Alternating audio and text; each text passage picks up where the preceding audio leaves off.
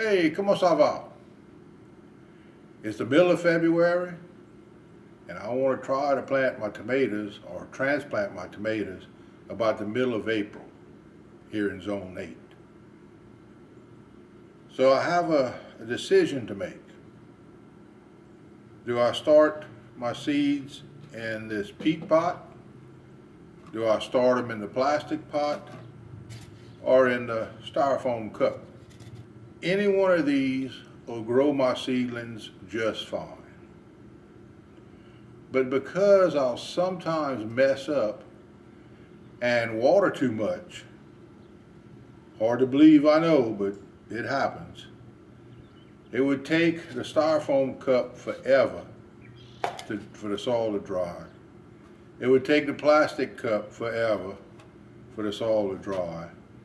But the peat pot, it'll wick that moisture out of that soil and it'll be dry or go from wet to moist in maybe a day or so. So the chances of my little plants dampening off, falling over and dying are a lot less with my peat pot. Now some will tell you, and I've heard it before on some videos, that we shouldn't be using peat pots because there's only so much peat in the world. We need to conserve. Well, to me, it's like telling a billionaire that because there's only so much money in the world, you ought not spend a dime. So does that do him any good?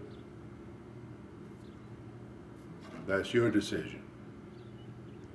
I watched a video from Ray who showed that he would only fill his cups about halfway.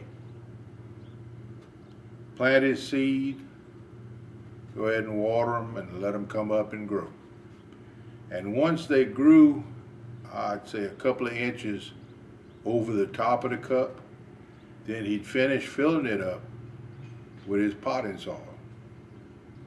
And I found that that works really, really well, because now I'll have roots from the top to the bottom when I transplant these plants. Hope this gives you something to think about when you start your seeds. Hope you enjoyed, and lâche pas.